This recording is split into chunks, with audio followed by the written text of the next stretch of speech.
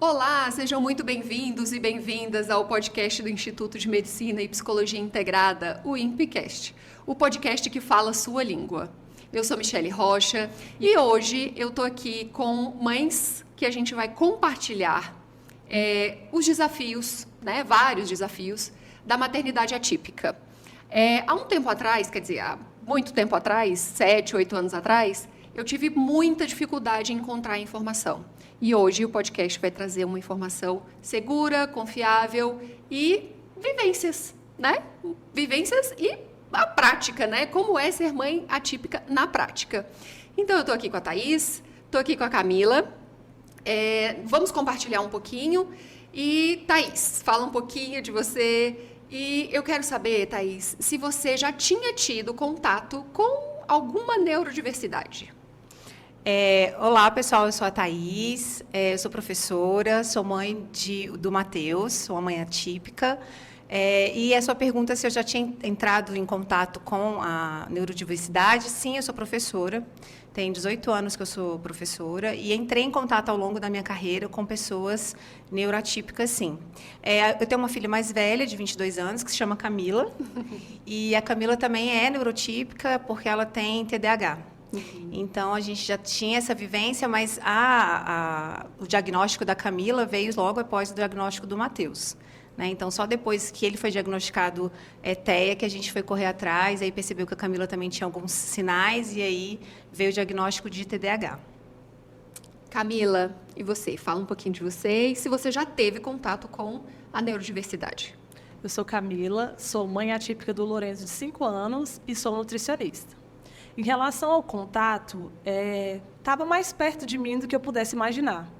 Só que passou despercebido por algumas gerações dentro do meu sistema familiar e do meu esposo também. Então, eu achei que era algo muito distante de mim, sabe? Quando tinha um caso assim de autismo severo, sempre era do vizinho, era de alguém tão distante. Eu achei que isso nunca fosse estar tão perto. Quando o Lourenço chegou, ele veio trazer luz e muitos diagnósticos foram descobertos. Olha só, que incrível, né? Sim. Eu tenho o Arthur, de 8 anos. Eu nunca tinha tido nenhum contato que eu me lembre, assim, nem na escola, nem na família, com pessoas neuroatípicas, neurodiversas. Então, essa descoberta, eu literalmente estava no escuro. Eu estava de olhos tampados e não sabia nem que existia, né? Para você ter uma ideia. E aí a gente vai conversando e aí a gente vou falar para vocês como isso aconteceu também para mim. E como foi a busca do diagnóstico? Vocês, como mães, né? Ali a maternidade, gestação, tudo lindo, expectativas. E aí nasceram. E aí percebeu que tinha alguma coisa, né, ali fora, dentro, né, fora do marco do desenvolvimento, alguma coisa ali. E aí, como foram e como vocês se sentiram nessa busca do diagnóstico? Olha, no meu caso, eu percebi quando o Matheus ainda era muito novinho, muito bebezinho, por conta de ter uma filha mais velha. Né? Então, o desenvolvimento da Camila foi totalmente diferente do desenvolvimento do Matheus. Então, assim, ele muito bebezinho já tinha alguns sinais de olhar. Eu sempre tive muito essa... quando amamentava, de olhar, e o Matheus, ele sempre fugia um pouco do olhar. Mas foi desenvolvendo normal, ele engateou normal, ele não andou, a gente brinca que ele correu, né? Quando ele aprendeu a andar, ele já saiu correndo. Mas o que me incomodava quando ele era pequenininho é que eu chamava ele, falava Matheus, Matheus, e ele não me olhava. Eu chegava muito perto dele e falava Matheus, e ele me ignorava completamente. Ficava horas também olhando plantinha. Teve uma época que ele gostava muito de ficar mexendo com plantinha. E aí, naquele primeiro momento, veio, bom, pode ser alguma coisa auditiva? Será que ele tem problema auditivo? E aí, mas assim, os pediatras sempre falando, não, seu filho não tem nada, o seu filho é normal, que eu não gosto muito dessa palavra, mas enfim, é a palavra que eles usavam. O seu filho não tem nada, ele está desenvolvendo, ele está mamando, ele está forte, está tudo bem. E aquilo me incomodou, e eu falei, não, gente, mas não é possível, eu chamo ele, ele não olha para mim, como é que uma criança... E outra coisa que me incomodava, ele ficar horas, né, mexendo com a plantinha. E aí veio, bom, vamos descartar audição. Então, levei ele no médico e aí descartou, falou, não tem nada. Mas deixei aquilo para lá. Aí aquilo passou. Quando ele fez 2 anos, no aniversário dele de 2 anos, 2 coisas me fez, assim, acender o alerta e ir atrás mesmo de um neuro que foi... Primeiro, que ele não olhou para nenhuma foto. Então, essa questão mesmo do olhar sempre foi uma questão para mim, do Matheus não me olhar, né? Não perceber que tinha gente em casa, a família dele.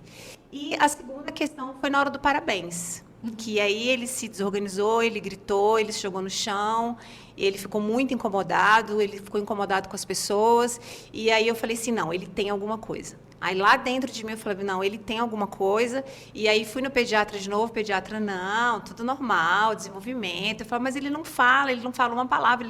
Ele fez 2 anos, ele não fala nada. Não, toda criança tem seu tempo, ele vai falar no tempo dele. E aí eu, por mim mesma, falei, não, vou procurar um neuro. Aí eu procurei um neuropediatra.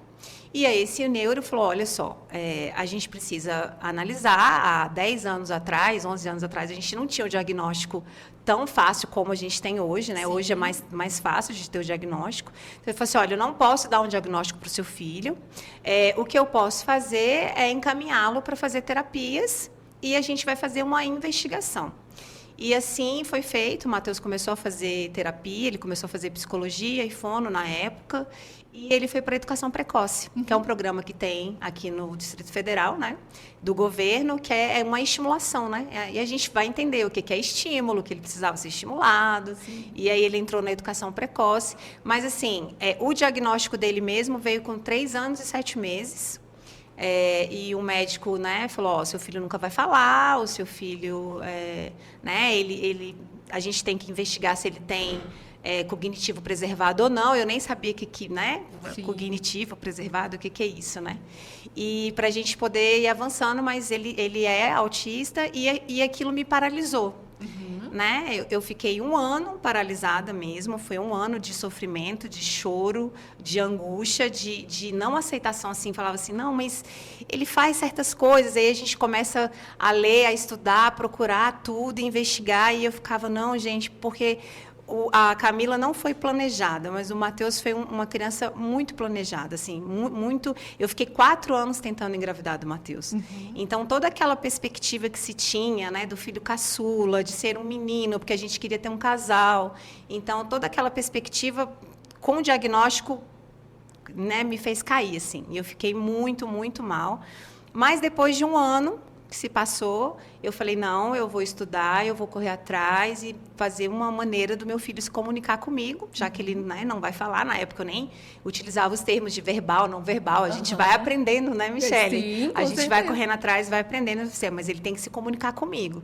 E aí eu mergulhei de cabeça, né, no autismo e fui fazer cursos, e aí fiz PECs, que é comunicação alternativa, porque ele não falava. Fui fazer aba também, por conta de comportamento, porque como é que você ensina uma criança que não fica quieta? O Matheus, ele sempre foi muito agitado. Eu falo que ele é ligado no 550, que ele é muito agitado. Agora, na adolescência, está mudando, está melhorando. Mas aí eu fui atrás de estudar e entender para poder ajudar o meu filho. E ele, né, conseguiu nas terapias, e aí foi aumentando, à medida que ele foi crescendo, foi aumentando as terapias. Teve um momento que ele estudava de manhã, estudava de tarde, ficou muito puxado. Ele ficou cansado. Então, eu falei assim, bom, agora vamos parar e analisar, porque eu não quero que faça todos os dias. Ele é uma criança, e aí a gente tem muito de ter o diagnóstico e falar, nossa, ele é autista. E uma coisa que meu marido sempre falou, ele é uma criança. Separa o diagnóstico, tá, ele é autista, tá. Mas ele é uma criança, e ele precisa vivenciar coisas de criança. Né? E a gente fica tão alucinada de que quer, que a gente tem que fazer, que tem lá o tempo do espaço, que se não fizer ele não vai desenvolver, Sim. que a gente quer colocar terapia no menino, quer que ele faça, e aquilo começou a desgastar tanto ele como a nossa família. Sim. Né? Porque a gente não consigo ouvir muito, mas assim, das pessoas, dos familiares, né? O impacto que isso tem na vida da mãe, na vida do pai, na vida da minha filha mais velha. Então, assim, é muito impactante, né? Sim. Então, a gente tem que entender que não, que calma, a gente tem que respirar, a gente precisa, né, organizar uma rotina que ele precisa das terapias, sim, mas ele também precisa ser criança. Ele precisa ter a brincadeira, ter o lúdico, e a gente consegue fazer isso com terapia, né? Com o tempo a gente vai aprendendo que as brincadeiras vão ensinando muito, né? Sim. E aí foi isso. E você, Camila? Então, eu tinha muitas expectativas, né, quando o Lourenço nasceu, e eu comecei a me frustrar quando ele tinha 6 meses, né? Porque ele parou de evoluir como as outras crianças. Então, ele começou a balbuciar. E esse balbucio, ao invés de evoluir, tipo mamá, mamá, papá, ele regrediu, na verdade, ele paralisou e isso começou a me deixar angustiada. Ele não falou mais. Ele não evoluiu, né? Aí eu estava estudando para concurso, minha mãe ficava com ele, e aí minha mãe começou a não querer ficar muito com ele. Ela queria que eu ficasse, de certo era para mim perceber que tinha algo diferente. Ela chegou até a falar comigo que, às vezes, que ele era diferente. Eu, como assim diferente, mãe? Aí ele é diferente, às vezes eu falo com ele, ele fica assim pensativo e tal, pegando nas orelhinhas. Eu falei, fiquei muito angustiada, porque eu estava estudando para dar qualidade de vida para ele, assim, toda, né, focada na minha vida profissional. E não queria encarar isso, a verdade era essa. Sim. Só que chegou um momento que as minhas emoções se afloraram bastante, e eu tive que, tanto as boas quanto as ruins, mas eu decidi encarar.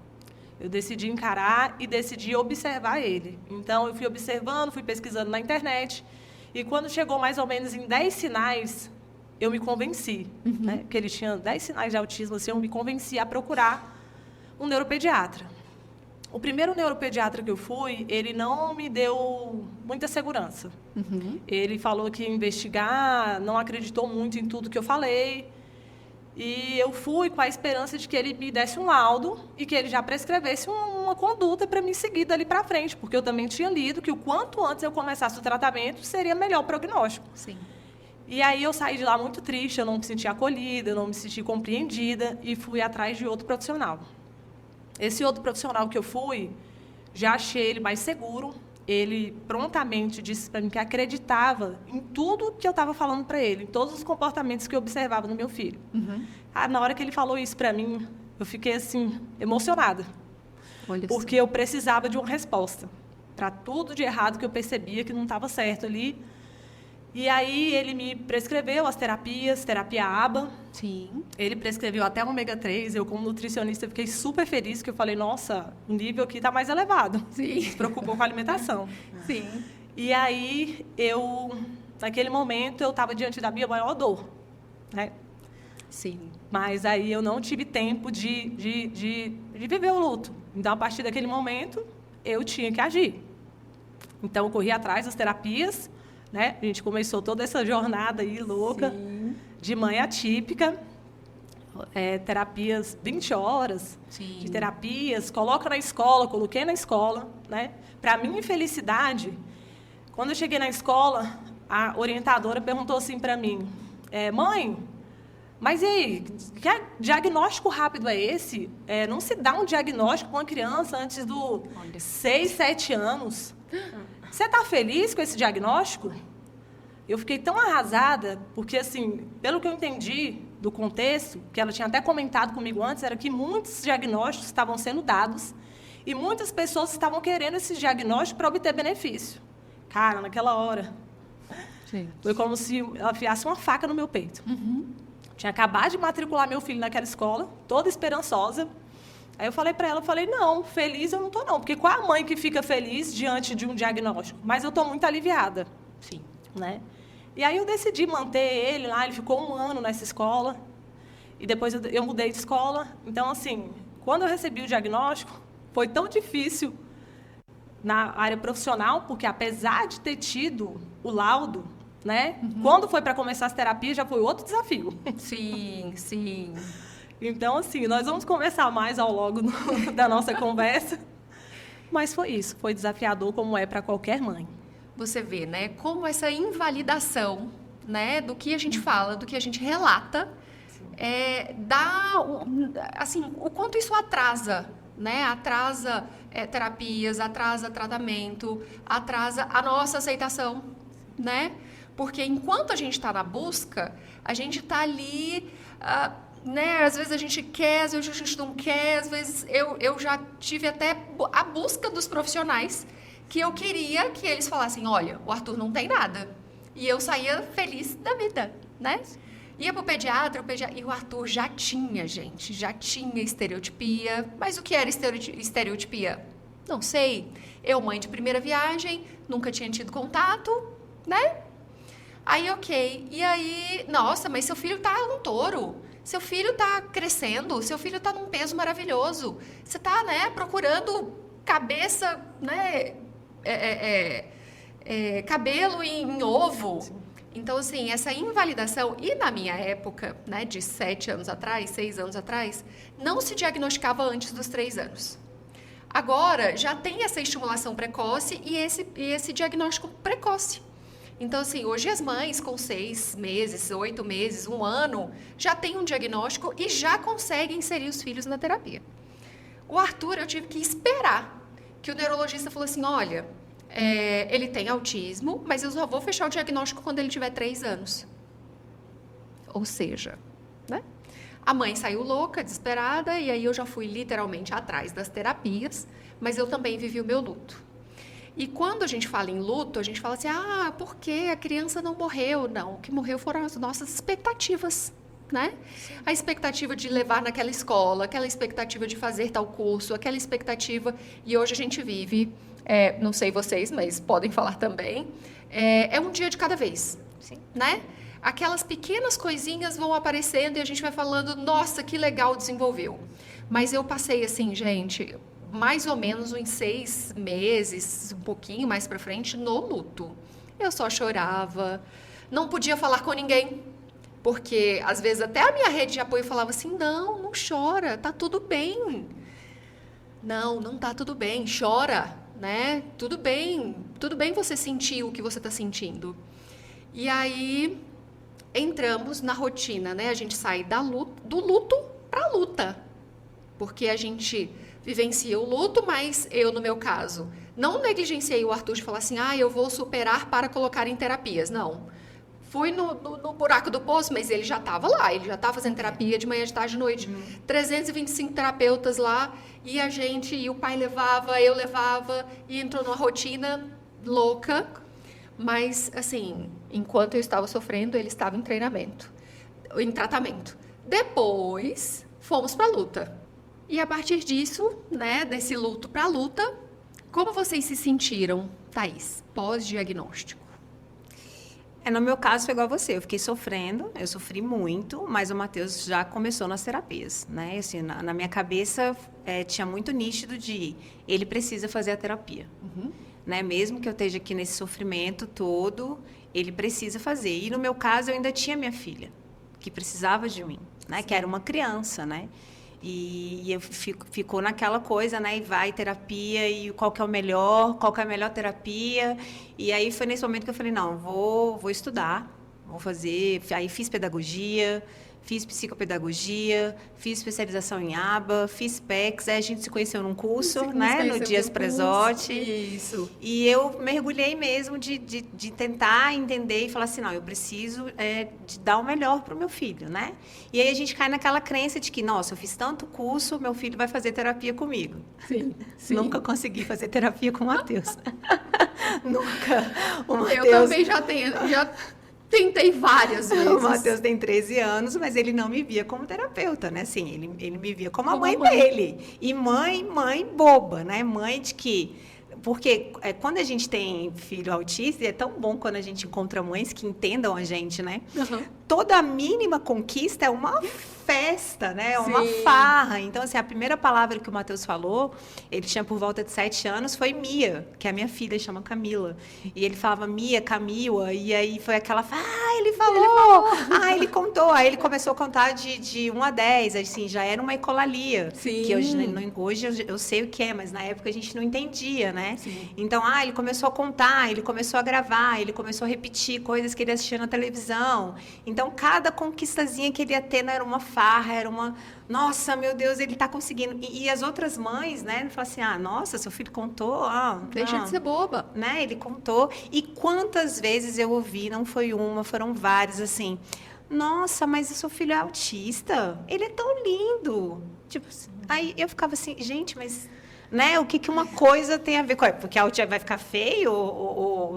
Eu não consigo entender, sabe? Sim, As pessoas, elas não têm essa empatia, né? De ver quando uma criança tem uma crise que se joga no chão e fala, é birra, é mal educado, Não, ele está tendo uma crise sensorial, né? Na época eu nem sabia o que era sensorial, né? Então, assim, as pessoas julgam muito. Muitas pessoas me olhavam e falavam assim, você não vai fazer nada? Seu filho está jogando no chão e você está aí, o que você vai fazer, né? E aí, com o tempo, a gente vai endurecendo, né? A gente vai ficando ali endurecida e vai conseguindo defender. Mas, assim, a sociedade, o mundo é muito cruel. Primeiro, porque eles não sabem o que é, né? Que tem níveis, que tem né? Graus diferentes. Eles não conseguem entender e eles te julgam muito o tempo todo, né? É um preconceito muito forte. E na minha cabeça era isso. Eu falava, gente, eu preciso fazer o meu melhor para que o Matheus tenha uma funcionalidade, porque o mundo é muito cruel, né? E eu não vou estar aqui para sempre, né? E eu, assim, eu dou muito graças a Deus porque eu tenho uma filha mais velha, que é uma segunda mãe para ele. E, enfim, eu tenho essa segurança de que, né, ele tem a irmã, mas é muito sofrido, é muito sofrimento. E aí a gente, né, foi começar a me tratar, fazer terapia, porque eu comecei a ficar meio louca, assim, você fica louca, né? Você fala, meu Deus, e não tá dando certo, e será que vai dar certo? E tá lento, e aí ele não desfraudava, eu fui tirar a fralda do Matheus, ele já tinha 5 anos, e eu falava, aí eu comecei, eu vou ter que comprar fralda, geriátrico, eu já pensei, meu Deus do céu, que o menino, eu fiz tudo, Michele, que você puder imaginar, tudo, todos os métodos, tudo eu fiz para tirar a fralda do Matheus e nada. Teve um dia que ele acordou, me entregou a fralda, entregou e não deixou colocar a fralda nele. Olha aí. E aí, a partir desse dia, ele estava pronto. Então, assim, são coisas que a gente vai aprendendo, né? Sim. Que a gente vai aprendendo que, primeiro, separar mesmo, porque é um ser humano, é uma pessoa e ele é autista. Então, ele é um ser humano, né? Ele vai passar por todas as fases, por mais que não passe, né, no nível de uma pessoa neurotípica, por exemplo, mas ele vai passar por aquelas etapas de uma forma diferente no tempo dele. Então, a gente primeiro tem que separar isso, né? E segundo, entender que cada pessoa tem o seu tempo. Sim. E que às vezes a gente acha que não está dando certo, mas a terapia está dando muito certo. E aí lá na frente ele vai lá e te surpreende. Isso. E aí lá na frente ele vai lá e você fala, nossa, que bom que eu insisti, que bom que eu continuei, porque deu certo. Né? Eu tento viver muito isso. Porque, olha, quando ele está muito pequenininho e a gente está no olho do furacão, que a gente não sabe nem como lidar com a gente, nem como lidar com eles. Isso. Né? Tem várias coisas que acontecem ao nosso redor que a gente não sabe, né? tem que estimular. E o que é estímulo? É porque ele está vindo com a ecolalia. Tá, mas o que é ecolalia? Estereotipia. Né? Estereotipia. O que é? E muitas vezes eu deixei a verdade da terapeuta ser verdade, né? Então, eu não sabia o que era, eu não sabia o que fazer, e o que ela me falava era verdade, e eu seguia com aquilo. E muitas vezes, eu não sabia nem argumentar com elas, né? E aí, o que a gente faz? Vai estudar, né? E você, Camila, como se sentiu pós-diagnóstico? Gente, eu me senti tão vulnerável, tão pequena, diante de algo assim tão grandioso, porque parece que eu teria que resolver tudo aquilo de uma vez só. E eu tinha a obrigação de trazer a resposta para aquilo ali. Então, por mais que eu tivesse meu esposo, que eu tivesse a minha mãe, eu não conseguia ver ninguém, além de eu e o Lourenço. É como se nós fôssemos a mesma pessoa e eu tinha que resolver aquilo. Então, no início, eu tinha força ainda, né? Então, eu fui desbravando tudo, era terapia, eu vou dar conta de tudo, eu vou dar conta. De repente, eu comecei a ficar tão cansada, tão exausta, tão triste. E eu acho que foi um momento em que eu não tive mais forças, então ele ia para a terapia e eu ia chorar, né? Na verdade, eu ia levar ele para a terapia chorando. Eu pensava, cara, enquanto várias mães estão levando seus filhos para passear, né, para o shopping, eu estou aqui todos os dias levando meu filho para a terapia, né? Sim. E eu ia chorando. Por quê, Deus? Por quê? Eu não entendia, né? E aí eu precisei de ajuda profissional. Foi quando eu decidi que eu ia procurar ajuda mesmo de uma psicóloga para sair daquele luto, mas aquele luto internalizado. Porque eu agia e fazia tudo. Sim. Mas tinha algo lá dentro, né? Então eu comecei a fazer terapia e, graças a Deus, foi lá que eu encontrei a cura total para sair do luto, né? E aí, quando você sai do luto, realmente você passa a ver o mundo de uma forma mais lógica, né? Apesar da dor, você busca, você vê de uma forma mais racional. Então, você para, consequentemente, de focar no diagnóstico. Sim. E quando você para de focar no diagnóstico, você celebra as pequenas conquistas e isso te fortalece Sim. para continuar a jornada. Para continuar. Te dá esperança, né? A esperança. E o quão importante é essa conversa, porque a gente tem tanta troca, porque, por exemplo, estamos em faixa etária diferente das crianças. Encontrei Camila, Camila, mas foi a Thaís. A Thaís, no olho do furacão, o Arthur era muito pequenininho, e eu falava, será que o Arthur vai falar? Meu Deus, será que o Arthur vai falar? Meu Deus, será que o Arthur vai falar? Porque o não verbal, gente, é terror e pânico, porque assim, se sofre alguma coisa, não fala. Arthur é resistente à dor, não reclama, não chora, sabe? Aí a gente tem que ficar observando o comportamento para ver se mudou alguma coisa, para ver se aconteceu alguma coisa. Então, assim, era uma confusão e um misto de coisas. Aí a Thaís no curso falou assim, calma, que vai acontecer. Então, assim, Thaís mais experiente, né? Viu a mãe ali perdida e... Michele, calma que vai acontecer. E aí fomos também, Camila, ali, né? A gente se encontrou e vamos fazer terapia. E aí a gente foi seguindo com as coisas. E além da troca como mãe-terapeuta, tivemos a troca de mãe com mãe. Sim. Né? Foi muito importante para mim quando eu te conheci, Michele, porque eu estava diante de um dos comportamentos mais desafiadores do Lorenzo, que era rigidez. Ele era rígido demais, então essa rigidez impedia ele de ter experiências novas. Então ele não queria aprender mais nada, ele queria ficar ali, né? E eu não sabia o que fazer mais, porque eu já estava extremamente cansada. E você apareceu e foi uma luz para fortalecer a minha crença de que...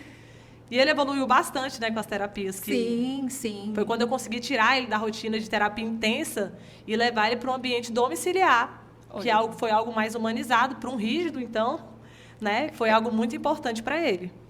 Gente, a nossa rotina muda, né? Porque a ciência diz que são 20, 30, 40 horas de terapia.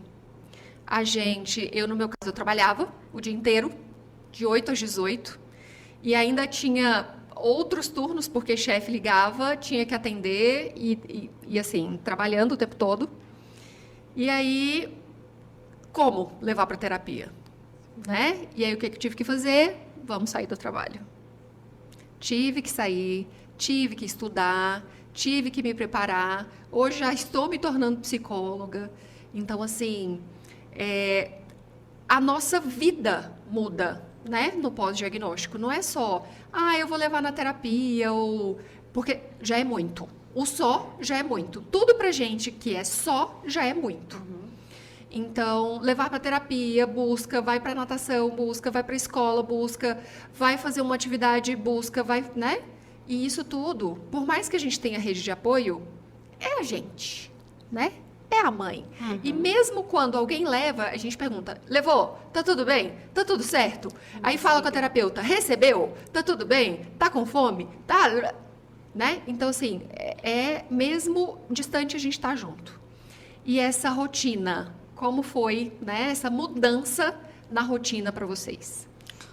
Olha, para mim, profissionalmente não alterou muito, porque eu sou professora, então eu trabalhava o dia todo quando o Matheus nasceu, mas eu decidi já ficar meio período quando ele nasceu, já foi uma opção minha, porque eu queria curtir mais. A Camila, eu tive ela muito novinha, e naquela loucura de trabalhar e de fazer faculdade, eu falei, não, o segundo eu quero dar uma curtida, então eu já tinha decidido trabalhar meio período.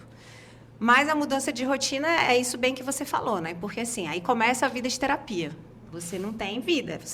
No início é tudo muito confuso para sua cabeça. Sim. E no meu caso, eu coloquei o Matheus dentro de uma redoma de vidro. Porque ele era o meu filho caçula, o meu bebê, e eu tenho que proteger. E aí eu comecei numa loucura mesmo de falar, não, ele vai ter que ficar comigo o tempo todo. Eu coloquei o Matheus para dormir comigo. E era aquela coisa, e eu não aceitava que ninguém falasse nada. Então, assim, foi muito difícil, porque eu deixei de ser a Thaís. Eu passei a ser a mãe exclusiva do Matheus. Mas aí a gente tem uma série de questões, porque eu tenho um marido, eu tenho uma filha mais velha, eu tinha casa, eu tinha minha profissão, mas eu me fechei e fiquei, é só o Matheus, é só o Matheus. E aí, quando ele tinha 6 anos, uma psicóloga falou para mim assim, o seu filho dorme com você ainda? Eu falei, sim, ele dorme comigo. Eu fiz meu marido dormir no chão, gente. Ele tá ali, não deixa negar, meu filho, para ele dormir comigo, porque eu só sentia segurança se ele estivesse comigo o tempo todo. Perto. Então, eu fiquei naquela neura de não deixar ninguém cuidar, de ninguém fazer nada, só eu que vou fazer, só eu que entendo, porque ele não era verbal, né? Então, como que eu vou fazer com uma criança que, né, tem que adivinhar se ele está sentindo dor, se ele está com dor de garganta, se ele está com virose, o que eu vou fazer? Então, eu vou ter que ficar com ele ali Você está com fome, você quer tomar água. o tempo inteiro em cima de mim. E é uma psicóloga, quando ele tinha 6 anos, ela falou assim, olha só, a partir de hoje, seu filho não dorme mais com você. Você vai colocar ele para dormir no seu quarto e você vai deixar o pai sair com ele. Porque isso vai fazer bem para sua cabeça. E vai fazer bem para ele, vai fazer bem para todo mundo. Né? Porque você precisa se tratar. E aí eu precisei de ajuda, mesmo. Eu comecei a fazer terapia, faço terapia desde então, né? Porque assim, a gente entra numas neuroses de, né, só a gente que vai dar conta, só a gente que vai fazer, e a gente não delega, a gente acaba ficando sobrecarregada, e isso gera o quê? Doença. Sim. Né? Eu tive 2 cânceres, eu tive câncer de tireoide, tive câncer de mama. É óbvio que o câncer ele é multifatorial, né? Sim. Mas assim, eu acredito que essa sobrecarga te deixa doente, né? Porque você precisa ser você. Sim. Você precisa se cuidar para você cuidar do outro. Só que até isso entrar na minha cabeça demorou muito tempo, porque eu achava que tudo é o que tinha que resolver, o que tinha que fazer. Então, eu passei a viver pelo Matheus. E isso também atrasa, às vezes, também, o desenvolvimento. Sim. Porque a gente meio que, né, protege tanto... Blinda tudo que ali, a gente né? blinda tanto que a criança, ele ficava meio, tipo, né? Quem sou eu sem minha mãe? Né? Tanto que ele dava muito trabalho quando ele era pequeno para ir para terapia, ele chorava muito, porque ele queria que eu tivesse ali presente o tempo todo. Então, depois dos 6 anos que essa psicóloga falou, filha, acorda, né? Você tem uma família, você tem outra filha, você tem marido, acorda. Aí eu comecei, e hoje, assim, Matheus, super, assim, independente para um monte de coisa que eu achava que ele não ia ser, mas eu ainda tenho ali um pouquinho ali de super proteger, de querer ficar, vamos aqui ficar. Quem não, né? Quem não? O marido é que fala, olha só, Matheus é adolescente, ó, você tem que deixar ele ali, porque, ó, né, vamos deixar o autismo um pouquinho e olhar para ele ali enquanto adolescente. Sim. Será que isso é do autismo? Será que isso é da adolescência? Né? Então, a gente tem que parar e analisar. Mas tudo isso, gente, com muita terapia, com, assim, muito tentar olhar para a gente, ter o autocuidado com a gente, para que a gente consiga fazer. Senão, a gente não consegue, não. Você, Camila, como mudou essa rotina? Então, antes eu tinha muitos sonhos, eu não tinha me realizado profissionalmente ainda quando esse diagnóstico chegou. Eu tinha muito tempo livre, né? Eu dormia melhor e, inclusive, eu me sentia muito perdida, né? É como se eu estudava para concurso, então estudar me regulava. Então, eu tinha muito tempo para estudar me regulava, e era uma forma de não entrar em contato com a pessoa que eu deveria ser. Né? Descobri isso só na terapia. Então, quando o diagnóstico chegou, eu tive que parar de alimentar um sonho que eu alimentava há muito tempo, né? Que era de ser servidora pública. Apesar de ser nutricionista, eu rejeitava isso, né? Porque eu queria algo que me desse previsibilidade e segurança. Então, o serviço público traria isso para mim. E aí, eu tinha que escolher, naquele momento, o meu filho, né? E eu escolhi ele mesmo. Então, eu abri mão de estudar, eu abri mão da minha carreira profissional. Então, naquele momento, era o que eu acreditava. Sim. Né? E me dediquei totalmente a ele, né? Levar para as terapias e estudar. Fiz uma pós-graduação enquanto ele estava na terapia. De manhã, eu ficava ali aprendendo um pouco sobre autismo e ficando mais confusa ainda, porque era tanta informação. Sim. Que eu ficava só olhando para a cara das terapeutas e elas me explicando, e eu, meu Deus do céu, eu não dou conta disso tudo. né? Sim. Mas estava ouvindo ali. Em algum momento eu ia fazer sentido, Sim. né? E à tarde eu fazia a pós-graduação. Foi a forma que eu encontrei de fazer algo por mim, né? De não achar que eu estava vivendo exatamente só a vida do Lourenço Sim. naquele momento. Eu buscava ressignificar o tempo todo. Buscava me trazer para a realidade, né? O tempo todo, porque parece que eu estava vivendo outra realidade, um pesadelo, e eu não sabia como é que ele ia terminar. Sim. E é viver literalmente, né, Camila, um dia de cada vez. Porque, às vezes, a gente consegue grandes coisas, daqui a pouco a gente baixa de novo, aí a gente fala, ai, meu Deus, será que eu dou conta? Ai, meu Deus, será que vai dar certo?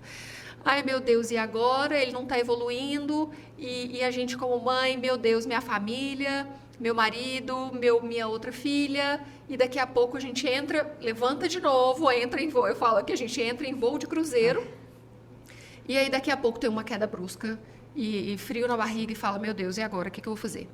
Então, essa maternidade traz tudo aquilo que você não queria, né, Camila? Que é a estabilidade. Mas tudo aquilo que eu precisava evoluir como pessoa Veio.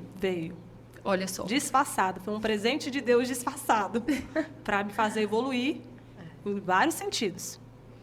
E em meio, gente, assim, o diagnóstico, ele é norteador, né? E eu sempre falo que o diagnóstico é norteador, não a identidade da criança, né? Porque ele é criança, ele vai dar birra, pode ser intensificado. Mas ele vai brigar com a gente, ele vai dizer não, ele vai falar não quero, ele vai falar sua chata.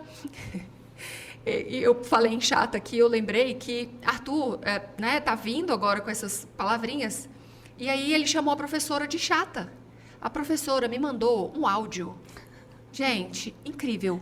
Michele, ele me chamou de chata. Michele, que realidade. Nossa, gente, ela ficou tão feliz bom, porque né? ele comunicou, né?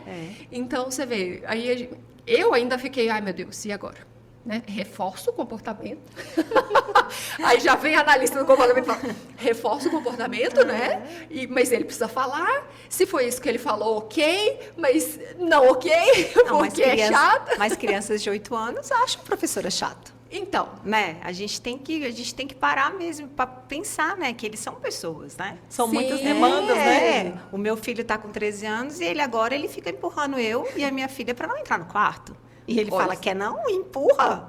Ele empurra. eu, tipo, esse aqui é o meu Que lugar. tipo assim, eu sou adolescente, você está pensando que é o quarto, né? Então, assim, a gente tem que ver o que é do autismo e o que é do desenvolvimento mesmo. A gente precisa parar para pensar e olhar. Crianças de 8 anos acham professora chata, Exatamente. né? Então, olha que evolução. Por isso que ela ficou tão emocionada. Ela ficou... quando ela me falou, Michele, o Arthur me chamou de chata. Aí eu falei, e aí, como você se sentiu com isso? Né? Aí a mãe já pergunta, então. Aí ela, Michele, foi maravilhosa. Então, assim, então. ela sentiu, né, um pouquinho do que a gente sente. Né? Que essas pequenas coisas se tornam grandes realizações pra gente, né? E essa mudança de rotina, essa vivência em sala de espera, de terapias. Eu fiz a minha pós-graduação em salas de espera de terapia, que eu me fiz a pós-graduação em aba, justamente para ajudá-lo, né? Porque a gente acaba mergulhando nesse universo e vai nadando dentro dele, né? A gente até quer segurar e respirar outra coisa, mas opa, né? É aqui que a gente vai seguindo. E Camila se tornou nutricionista para neurodiversos. Sim. Olha só. Foi uma realização profissional. Na verdade, eu me encontrei, né? Eu sempre tive o dom assim, de cuidar, né? A nutrição sempre fez parte da minha história. Desde a minha infância, eu lembro da minha avó cuidar sempre com chazinho, uma verdurinha caseira, uma comidinha caseira. Só que quando a gente cresce, né? Eu comecei a não valorizar tanto isso. Como é que pode, né? Sim. Eu não, quero ser algo mais importante. Isso é óbvio, isso é muito óbvio. E quando o Lorenzo chegou, ele ressignificou tanto. Eu vi a mão de Deus assim me mostrando que o dom que ele tinha me dado, que eu nasci com ele, era para mim colocar ele para fora. Era para mim viver mais do que nunca aquilo, porque ele estava me provando como que a nutrição era importante no tratamento, né? Eu vi meu filho olhar para o alimento e não achar que era alimento, estranhar um alimento. Só que na faculdade eu não tinha Nunca lidei com isso, né? Então, aquilo para mim foi difícil. E eu acho que eu gosto de um difícil. Gosto de um desafio, era desafiador. Então, me motivou, né? E eu comecei a estudar incansavelmente, né? Através da nutrição, eu alcancei grandes benefícios, né? Trouxe qualidade de vida para o Lorenzo. Ele me poupou de passar por muitas coisas, né? Então, a alimentação ressignificou minha vida profissional. Esse diagnóstico ressignificou a minha vida profissional. E eu passei a encarar o lado bom da coisa também, né? Sim. Olhar todas as qualidades que o Lorenzo tem, focar nisso. Ninguém sabe tudo mesmo e está tudo bem. E está tudo bem. E a gente até busca quem sabe, né? Sim. Né? Para a Muito gente importante. trocar essas informações, Sim. né? E quais são os desafios diários? Porque, por exemplo, Arthur já passou por uma seletividade alimentar muito severa, da médica falar assim, vai levar para casa? Falei, vou. Me dá que eu não vou internar. Porque imagina, uma criança extremamente agitada com um soro no braço. Gente, impossível. Aí ela vai levar para casa? Vou. Me fala o que eu tenho que fazer, que eu vou fazer, e ele vai ficar bem. Então, foi assim, uma das fases mais assim, difíceis foi a seletividade alimentar, porque ele sempre foi muito alto e ele pesava muito pouquinho. E aí a medicação influenciava, e aí ele estava completamente desregulado. E esse foi um dos maiores desafios que eu acho que eu já enfrentei, que eu me lembre, que eu mais tive medo, que é a seletividade alimentar. E você, Thaís, qual foi seu maior desafio, assim, porque você já tem aí uma caminhada longa. Nossa, que eu já passei tanta coisa com o Matheus, tanta coisa que eu falo, Senhor, acho que não tem mais nada, né? Tá bom, já deu. Porque Matheus, eles são resistentes à dor, né? Sim. Matheus quebrou o braço na creche quando ele tinha 2 anos, em 2 lugares. O Matheus já deslocou o joelho, já cortou o queixo, cabeça, porque o Matheus não parava, né? Ele não parava. E tinha muito essa questão, o que me incomodava muito essa questão era que eu queria que ele se comunicasse. Não necessariamente que ele falasse, né? Mas que ele conseguisse se comunicar comigo. Porque a gente ficava adivinhando, meu Deus, o que ele tem? O Matheus, assim, ele ficou quieto. Tem alguma coisa. Fala assim, ele tem alguma coisa. Se ele está quieto, eu falo, não. E sempre falava para meu marido, amor, o Matheus está quieto. Aí eu falo, tira isso da sua cabeça. Não, mas ele está quieto. Ele está quieto, ele está com alguma coisa. E ele não fala. Como é que eu vou saber o que ele tem se ele não fala? Então, assim, ele não tinha seletividade alimentar. Ele começou com seletividade alimentar na pandemia, porque ele ficou sem entender e fechou tudo, parou a escola, a terapia dele parou um tempo e aí ele ficou todo desregulado. E aí o hiperfoco dele era escrever, ele escreveu a nossa casa inteira, por dentro e por fora, a casa toda ele escreveu. Eu falei, deixa extravasar. Deixa. E aí ele começou com uma seletividade alimentar, mas ele come comida seca. Ele tem uma rigidez também, ele não gosta de misturar alimento, ele tem todo um ritual, né, ritualístico, assim, para comer. Mas, pelo menos, ele come os secos, assim, ele não deixou de comer completamente como o Arthur, né? Sim. E aí a gente complementa com nutrição, ele tem nutricionista para complementar. Eu era muito contra a medicação, mas chegou um momento que não teve como. O Matheus, ele, além de autismo, ele tem TDAH, e o TDAH dele é severo. Então, assim, ele fica olhando para o nada 2 horas, assim, para o nada. Tipo, né?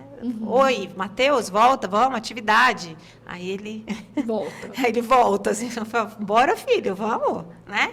E aí isso tudo foi um processo, né? De a questão do olhar também, porque na minha cabeça era assim, se você olhar, você aprende. Você aprende. E aí eu fui trabalhar isso com o Matheus e, graças a Deus, eu consegui. Hoje o Matheus, ele atende todos os comandos, ele entende tudo que você fala. E, inclusive, se eu não der mola para ele, não der moral, ele vira o meu rosto e para eu olhar para ele, ele fala assim, oi, você me ensinou isso aqui, né? Oi. Que quando olha é que a gente quer atenção. Então, assim, muitos ganhos, assim, o Matheus desmaiar para tirar sangue, hoje ele já fica mais de boa. Do Matheus precisar fazer uma tomografia com contraste, e a gente conseguir fazer com que ele fizesse essa tomografia. Olha. Então, assim, a gente tem muitos ganhos com o Matheus, assim, muitas. Agora, o pior momento, eu acho que foi quando ele tomou uma medicação e ele ficou 24 horas acordado. Nossa, Eu fiquei 24 horas no hospital, sentada na cadeira, olhando para ele, querendo morrer. E foi quando faltou o combustível, e, tipo, o meu marido tinha colocado o combustível, o combustível dá, tipo, para chegar no hospital. E aí ele teve que pegar a fila de novo, e foi, assim, muito desesperador, porque ele não entendia, foi um vacilo, a medicação ficava em cima da geladeira, eu nunca imaginei que ele ia pegar um banco e subir em cima da geladeira, e ele subiu, virou o vidro, a sorte é que não estava cheio, estava mais ou menos ali pela metade, e aí ele ficou 24 horas, mas aí depois deu tudo certo, mas ele já me deu muito susto. nossa. Né? E aí ficou tudo fechado, trancado, medicação. Mas hoje, ele com 13 anos, ele já entende, né? Ele não faz isso, ele não dá surto, ele já consegue. Eu estou treinando ele já para conseguir ficar momentos sozinhos, assim, 5 minutinhos, dou uma andada no condomínio, vejo como é que ele fica, né? Vou mais um pouquinho, para a gente ir dando independência para ele. Mas já sofri um bocado, viu, Michele? Um bocado. E você, Camila, seu maior desafio com o Lorenzo? Então, meus desafios são diários e novos, todos os dias. Por mais que eu tente me preparar para eles, eu acho que o autismo ele vem me falar assim, você não vai se preparar totalmente para nada. Porque todos os dias eu vou te ensinar algo novo. Então, assim, todas as vezes que eu me sinto exausta, que eu estou doente, que eu estou triste, que eu não estou bem, e mesmo assim, eu tenho que ter paciência e muito amor para lidar com o Lorenzo num lugar diferente. A gente está num lugar diferente, ele tem uma alteração do comportamento, eu tenho que manter a calma, porque senão ele vai se desregular mais ainda. E quando ele se desregula, afeta o ambiente todo, então as pessoas se influenciam, né? Então, quando acontece isso, eu fico extremamente constrangida, eu tenho que me reinventar, eu não sei o que fazer, né? Então, assim, e são vários desafios, desde uma comida nova, porque agora mesmo ele está fazendo uma colônia de férias, eu cuido da alimentação dele de todas as formas que eu posso. Mesmo assim, só porque era um lugar diferente, né? Ele não quis comer a mesma comida. Lá vai eu me reinventar mais uma vez, né? Para ver se o Lorenzo supera esse desafio. Quando o Lorenzo vai colher sangue, eu passo um mês me preparando. Psicologicamente para isso. E depois que passa, eu passo 2 me recompondo. Até falei pro meu esposo, olha, da próxima vez eu acho que você vai me poupar dessa. Eu vou aparecer só depois que o exame terminar, como a salvadora. Filha, a mamãe veio te salvar. Mas a gente não deixa. A gente não consegue. Porque eu não... É difícil. Porque já, né? Gente, outro desafio que eu acho que né, algumas mães já até falaram para mim também, que é o danado do shopping. Arthur tem um hiperfoco em escada rolante. Gente, ele vê escada rolante no tablet, o pai já tirou 1000 vezes da visão dele dali, né, da linha de visão dele. Ele acha a danada da escada rolante. E quando a gente vai no shopping, não quer sair nunca mais. E aí, olha que eu ainda preparo, eu falo, olha, nós vamos fazer 5 vezes. Nós vamos fazer 10 vezes. Aí a gente vai contando, olha, essa é a última vez. Olha, estamos descendo e vamos para casa. Aí vem, se joga no chão, e é aquela confusão, e o pai tenta segurar, e agora ele já está maior, já tem força. E, gente, eu sei que a gente sai suado do shopping. E a gente fala assim, não saio mais, não vou mais pro shopping com o Arthur. Mas, assim, tem que sair. Vou te dizer que melhora, tá? Eu reclamava que o Matheus nunca pediu brinquedo. Ele nunca me pediu. E agora, ele vai pro shopping, ele fala assim, a gente vai girafas, a gente vai McDonald's, a gente vai na Seatoy, a gente vai na ReHap. Só que a gente não vai na Seatoy e na ReHap para olhar. Tem que comprar um brinquedo. Aí eu falava, gente, eu reclamava tanto que a pessoa não me pedia, que agora... E aí, assim, eu evito, né? Porque, assim, vai no shopping, ele quer o girafas, ele quer o McDonald's, ele quer a Seatoy e a ReHap. Olha só. E é inegociável. Então, assim, nem que seja uma besteirinha, mas tem que comprar. Então, assim, Matheus, você vai em certos momentos, porque não dá para eu ficar levando você para o shopping, mas ele fica super comportado. Ele fala assim, vai ficar quietinho. Matheus tem que ficar quietinho. Ele fala, quietinho. ficar quietinho. Então, assim, super comportado, ele fica super de boa, mas eu tenho que cumprir o combinado. Aí eu falo, filho, sua mãe não é rica, né? Então não dá para levar no shopping toda semana. Ou seja, ai, né? meu Deus, melhora. Tem que assim, os combinados a gente vai levando no shopping de vez em quando, mas melhora. Quando ele era pequenininho, ele roubava batatinha frita, porque o Matheus ama batata frita. Quantas vezes no shopping, em festa, a gente virava, ele roubava o refrigerante, tomava a batata do outro, comia, e eu falava, Matheus, meu filho, me perdoa, eu pedi desculpa para o pessoal, olha, me desculpa. Né? Que a gente fica naquela situação, fala, desculpa, meu filho não pode pegar dos outros. Festa de aniversário mesmo, ele quer enfiar o dedo no bolo, ele quer comer o brigadeiro. Então, tudo isso foi trabalhado e hoje ele consegue se manter. Hoje ele fica, espera, aí ele fala assim, posso pegar um brigadeiro? Gente, Aí eu falo, olha que filho, conquista isso. Vai lá, pega só um, pega lá de trás. Porque assim, ele consegue se controlar, mas acho que a vontade dele é tão grande comer o brigadeiro que eu falo, vai lá, pega só um. E aí volta. Mas ele já consegue se controlar. Então, são conquistas que vai dar certo. O hiperfoco dele, uma hora vai mudar. E aí, uma hora, você vai conseguir ele no shopping. E aí, eu não sei se isso vai ser bom ou ruim, hein? Porque o próximo hiperfoco... Pode ser um brinquedo da RF. Olha o desafio aí. Falando em conquistas, Camila, maior conquista, assim, né? Porque são várias, porque a gente tem tantas pequenas conquistas que acabam se tornando muito, né, assim, enormes pra gente. Do Lourenço. Então, assim, a maior conquista foi a que abriu portas para várias outras, né? Então, quando o Lourenço começou a falar, né, formar frases, começou a melhorar o cognitivo e entender o que eu estava falando com ele, que me dava até esperança, porque quando eu falava e tinha a sensação que ele não estava entendendo nada, aquilo me desmotivava tanto. Tipo, fala que ele está ouvindo, ele não respondeu, mas ele está ouvindo. Gente, aquilo é difícil, né? Então, quando eu percebi que ele evoluiu nesse aspecto, eu celebrei demais, né? E abriu portas para que ele pudesse quebrar a rigidez, abriu portas para que ele tivesse novas vivências, novas experiências, e que ele evoluísse mesmo, né? Ganhasse mais autonomia, que é o que a gente mais busca e se preocupa, né? É que o filho tenha autonomia para viver. Então, essas são as grandes conquistas. A maternidade atípica nos traz um desequilíbrio emocional, né? De saúde mental.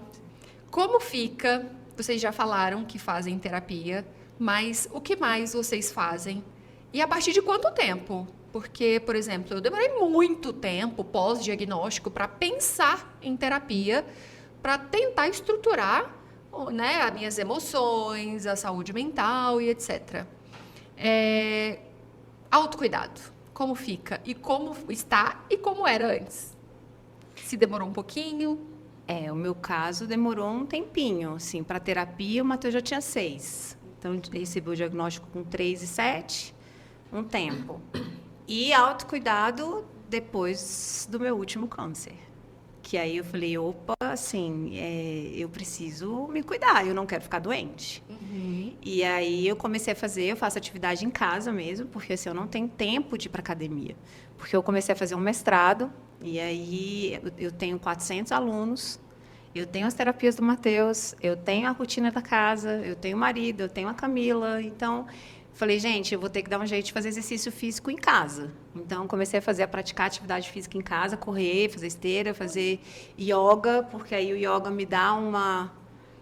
né? Falou, mamãe vai lá para o quarto. Mas isso tudo foi possível a partir do momento que o Matheus me permitiu, assim... hoje ele consegue, falar assim, mamãe vai lá para o quarto fazer o exercício, você vai ficar aqui quietinho, comportadinho. Aí ele fala, comportadinho que a mamãe vai fazer. Então, às vezes, eu estou fazendo uma atividade, alguma coisa, ele vem, me olha, me dá um cheiro, me dá um beijo e sai. Mas ele já entendeu que aquele ali é o meu momento, que eu preciso fazer. Né? Tentar me alimentar melhor, nem sempre é possível, tá, Camila? Eu vou precisar de ajuda e de dicas, porque não é muito fácil, mas tentar me alimentar melhor e cuidar mesmo dessa tríade que a gente tem que cuidar, de mente, espírito, né? E corpo, né? Sim.